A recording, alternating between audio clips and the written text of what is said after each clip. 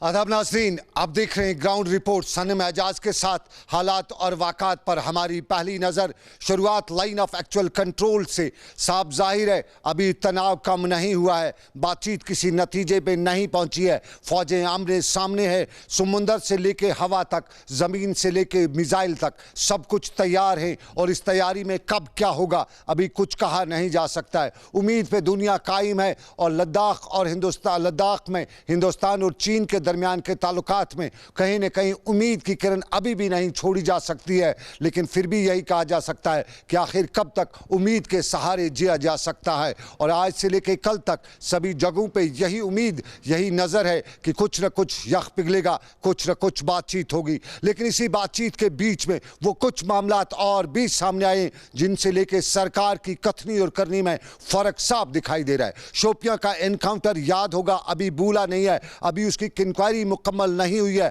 अभी रिपोर्ट भी नहीं आई है, फॉरेंसिक रिपोर्ट से लेके लैब टेस्टिंग अभी मुकम्मल नहीं हो चुकी है। लेकिन ऐसा ही एक वाक़ा सोपोर में पेश आता है और सोपोर में करीबन 23 से 24 साल नौजवान इरफान अहमद, जिसका नाम है, सदीक कॉलोनी सोपोर का रहने वाला, पुलिस उसको उठाती है। मुश्तबा मिलिटेंसी के साथ इल्ज़ाम, उनके साथ कनेक्शन होने के इल्ज़ाम में उठाया जाता है, ओवरग्राउंड वर्कर होने के इल्ज़ाम में उसको उठाया जाता है, पिक किया जाता है, पुलिस थाने में लिया जाता है। लेकिन आज सुबह उसकी डेड बॉडी वसूल होती है और ये डेड बॉडी सोपोर से करीबन 15 किलोमीटर दूर तुजर के एक पत्थर की खान से ये डेड बॉडी वसूल होती है। पुलिस का बयान कि हमने वो मिलिटेंट्स के साथ जुड़ा था, उसके कब्जे से 2 हथियार, 2 ग्रेनेड भी बरामद किए जा चुके हैं और कल उसे छापा मारने के लिए इलाके में लिया जा रहा था और वो फरार हो गया। आज सुबह उसकी डेड बॉडी मिली। ये पुलिस का बयान। और पुलिस के इस तरह के बयानात पर कश्मीर में अक्सर लोग कम ही भरोसा करते हैं, कम ही क्या कोई भरोसा नहीं करता है। और सोपोर में भी मुकामी लोगों के साथ साथ लवाकिन भी पुलिस के इस बयान पर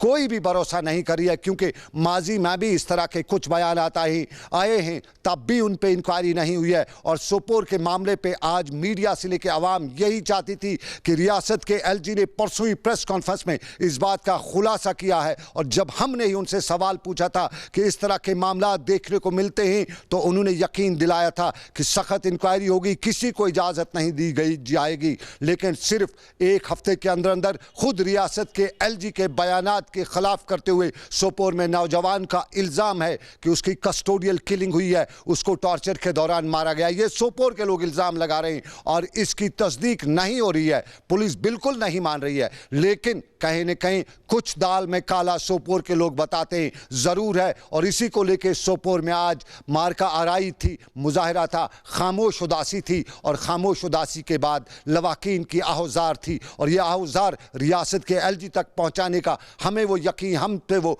दाद फरियाद करे थे और हमने भी उन्हें यकीन दिलाया कि हकीकत छुपाई नहीं जाएगी, जो भी उसमें मुलविस होगा उसको सख्त से सख्त सज़ा मिलनी चाहिए। क्योंकि कहा जाता है कि कश्मीर के जब भी हालात ठीक होना चाहते हैं, कुछ ना कुछ किया जाता है ताकि हालात यहाँ पे, इल्ज़ाम लगाया जाता है कि डेलिब्रेट अटैम्प्ट्स की जाती हैं। और वाकई में अगर सोपोर का ये डेलिब्रेट अटैम्प्ट है तो ऐसे अफराद के खिलाफ पुलिस को नहीं बल्कि रियासत के एलजी को खुद कार्रवाई करनी चाहिए। अगर 2 को सबक मिलता है तो आगे इस तरह के वाक़ात पेश नहीं होंगे। नौजवान को जानमर्ग न करने का जो सिलसिला है, नौजवानों को ये रोकना है, क्योंकि हमें कश्मीर के हालात ठीक करने हैं। कश्मीर के हालात में अक्सर इस तरह के वाक़ात यूँ कहें तो जलती पर तेल का काम करते हैं। और सोपोर का आज जो वाक़ा हुआ है, वाक़तन अगर जलती पे तेल का काम नहीं करेगा, लेकिन लोगों में भरोसा उठ रहा है। जो रियासत के एलजी लोगों में एतमाद, यकीन, भरोसा दिलाना चाहते हैं, बहाल करना चाहते हैं, उस पर ठेस लगती है, उस पर ठोस लगती है।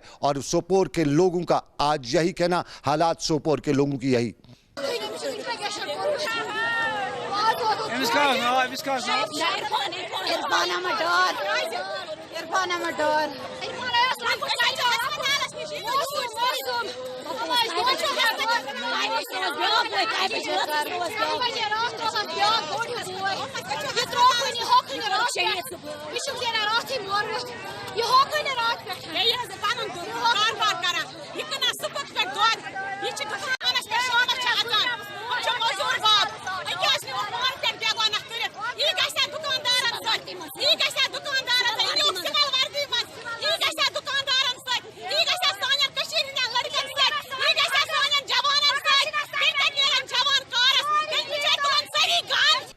सोपोर का मामला लवाकिन का इल्ज़ाम और इस इल्ज़ामात में शक के दायरे में ज़रूर खड़े कई लोग होते हैं। सबसे पहले पुलिस पर यह भी सवाल खड़ा होता है कि वो कैसी पुलिस जिन्होंने आदमी को बकौल उनके छापे के दौरान लिया तो वो बाग खड़ा हुआ।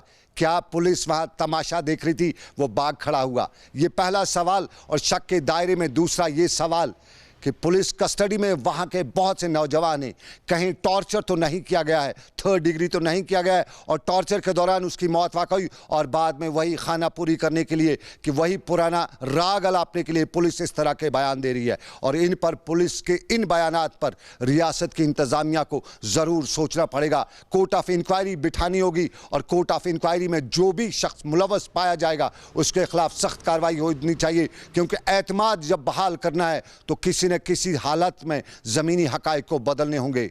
माजी में इस तरह के कई वाक़ात हुए हैं, हम शोपियां की इंक्वायरी का इंतज़ार कर रहे हैं, लेकिन सोपोर में ये जो वाक़ा है ये ख़ास उस वक़्त हुआ है जब रियासत के LG ने कल ही प्रेस कॉन्फ्रेंस के दौरान बताया था कि अवाम में एतमाद बहाल करने के लिए बैक टू विलेज शुरुआत की गई है और ख़ुद गवर्नर LG उसकी निगरानी करे। और इन्हीं वाक़ात में, इन्हीं हालात में इस तरह की कार्रवाई सरकार के नाम पे कुछ न कुछ इल्ज़ाम लगाने की कोई साजिश तो नहीं है, ये सवाल ज़रूर पूछा जा सकता है। लेकिन दूसरे मार्के भी हैं और दूसरे मार्के में जहां बैक टू विलेज बड़ा मामला है, वहीं सियासत के मामलात में PDP का मामला भी या मार्का भी आज कहीं न कहीं तय हुआ है।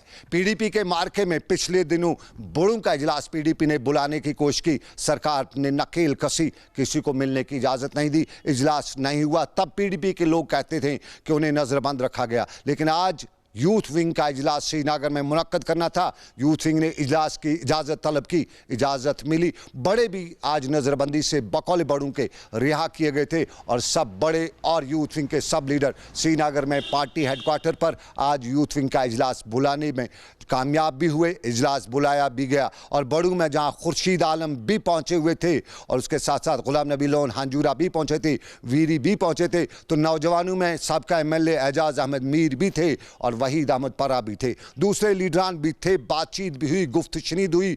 वो अलग बात है कि आज की गुफ्तशनीद निशस्तम बर्खास्तम पर ही महदूद रही, लेकिन बयानात भी आए और बयानात में सियासी कैदियों की रिहाई का मुतालबा भी दोहराया गया, महबूबा मुफ्ती की रिहाई भी का मामला भी उठाया गया और वहीद परा से लेकर एजाज अहमद मीर और एजाज अहमद मीर से लेकर खुर्शीद अहमद तक जिसने भी बात की, कश्मीर की सियासत की बात की, कश्मीर के हालात की बात की। अंदर की बात कैमरे पे ना भी बताई हो, लेकिन बताया ये भी गया कि जब हिंदुस्तान चीन के साथ बातचीत कर सकता है, अफगानिस्तान में अमेरिका और तालिबान बातचीत कर सकते हैं, हिंदुस्तान और पाकिस्तान करतारपुर कॉरिडोर पर बातचीत कर सकते हैं, तो कश्मीर में बातचीत करने में क्या इतराज़ है? यह आज वहाँ की इजलास का कुल मिला के खुलासा और उसी खुलासे के बीच में महबूबा मुफ्ती से लेके सियासी लीडरान की कैदियों की रिहाई का मुतालबा भी दोहरा गया। और खुर्शीद आलम ने जब बात की तो उन्होंने ये भी बताया कि वो महबूबा मुफ्ती की रिहाई का मुतालबा करते करते ये भी खुशी का इजहार करें कि लीडरान को रिहाई दी जा रही है। और गुलाम नबी लोन हांजूरा ने भी कुछ ऐसा ही बताया, वहीद परा ने भी बताया, लेकिन एजाज अहमद मीर हिंदुस्तान, पाकिस्तान और चीन की सियासत पर भी बोल रहे थे। और एजाज ने बताते बताते ये भी बताया कि आने वाले दिनों में उन्हें अच्छे दिनों की उम्मीद ज़रूर है। देखिए, हमारी जो आज की मीटिंग, हमने इससे पहले भी कोशिश की थी कि हमारी जो सीनियर पार्टी लीडर्स है वो मिले, लेकिन हमारी पार्टी के सारे लीडर्स अभी हाउस अरेस्ट है, जितने भी बड़े नेता हैं। तो एक कोशिश की थी इससे पहले भी, आज हमने फिर से एक कोशिश की है, जो हमारे यूथ लीडर्स हैं उनसे बात की जाए, उनसे फीडबैक ली जाए, उनसे इंटरेक्शन किया जाए, क्योंकि अभी तकरीबन 13-14 मंथ्स के बाद हम लोग फिर मिल रहे हैं। उनसे ग्राउंड का फीडबैक लेंगे और इंशाल्लाह उसी तरीके का आगे का लाहेमल रहेगा। हम चाहते हैं कि हमारी लीडर सदर मोहतरमा महबूबा मुफ्ती जी बाहर आए, क्योंकि अगर मरकज़ी सरकार सीरियस है और बड़े लेवल पर पॉलिटिकल प्रोसेस शुरू कराना चाहती है तो इसके लिए बड़े लीडर का छोड़ना बहुत ज़रूरी है। स्ट्रेटजी ये है कि हम ये चाहते हैं कि जो 5 अगस्त 2019 की जो पोजीशन थी वो बहाल हो जाए, और उनको लगता है कि ये स्ट्राइव करेंगे, ये जदोजहद करेंगे, और हमने भी तहिया किया है कि हम जदोजहद करेंगे और ये कोशिश करेंगे हम कि दफ़ा 370 और 35 से वापस आना। देखिए, मैं नेशनल कॉन्फ्रेंस के बात नहीं करूँगा क्योंकि उनकी अलग पार्टी है, लेकिन ये बात ज़रूर है कि जो डिक्लेरेशन हो गई है, ये गुपकार डिक्लेरेशन, हम उसके वादाबंद है। जो फारूक साहब ने भी कहा जब उनको रिहा किया गया तो उन्होंने भी कहा कि जो हमने डिक्लेरेशन 4 अगस्त को की थी, 4 अगस्त 2019 को की थी, हम उसके पाबंद हैं। वहीद पर्रा, एजाज मीर और दूसरे लीडरान को अच्छे दिनों की उम्मीद, लेकिन इन अच्छे के दिनों के बीच में जम्मू कश्मीर में काफ़ी वक्त से सियासी जमातें गुपकार डिक्लेरेशन की बातें करते हैं। सियासी जमातों का ये गुपकार डिक्लेरेशन क्या कोई शूशा है या वाकई इस पर कहीं बात होती है, ये बहुत से लोगों को चुभ भी रहा है, बहुत से लोग इस पर बात भी करें, क्योंकि कभी जम्मू कश्मीर की सियासी जमातें यहाँ 370 का ख्वाब दिखाते दिखाते वोट हासिल करी थी, और 370 पे जब कभी आज खुद उन्हीं जमातों ने लाई तो फिर ऑटोनॉमी का ख्वाब भी दिखाया गया, ऑटोनॉमी का ख्वाब भी डस्टबिन बिन की जो टोकरी में डाला गया। तो उसके बाद एक जमात ने सेल्फ रूल का नारा भी दिया, आर पार बातचीत, आर पार ट्रेड की बात भी की, और लुभाने के लिए नित नए ख्याल भी डाले गए। और पिछले कुछ दिनों से कश्मीर की सियासी जमातें अब 370, ऑटोनॉमी, आर पार, ये सब मामला भूल के, सेल्फ रूल भूलने हुए अब सिर्फ गुपकार डिक्लेरेशन की बात करें। लेकिन गुपकार डिक्लेरेशन पे कोई सियासी जमात बात नहीं करती है। लोग इल्ज़ाम लगा रहे हैं कि मॉनसून का 3 दिन से इजलास चल रहा है, आज तीसरा दिन है, लेकिन इस इजलास में फारूक अब्दुल्ला जो जम्मू कश्मीर को रिप्रेजेंट करते रहे हैं, चीफ मिनिस्टर भी रहे हैं, और चीफ मिनिस्टर के साथ साथ जम्मू कश्मीर के लोगों को बताया गया है कि नेशनल कॉन्फ्रेंस जैसी बड़ी तंजीम के लीडर हैं, वो भी पिछले 3 दिनों से पार्लियामेंट में इस हवाले से कोई भी बात नहीं कर सकें, कोई सवाल नहीं उठा सकें।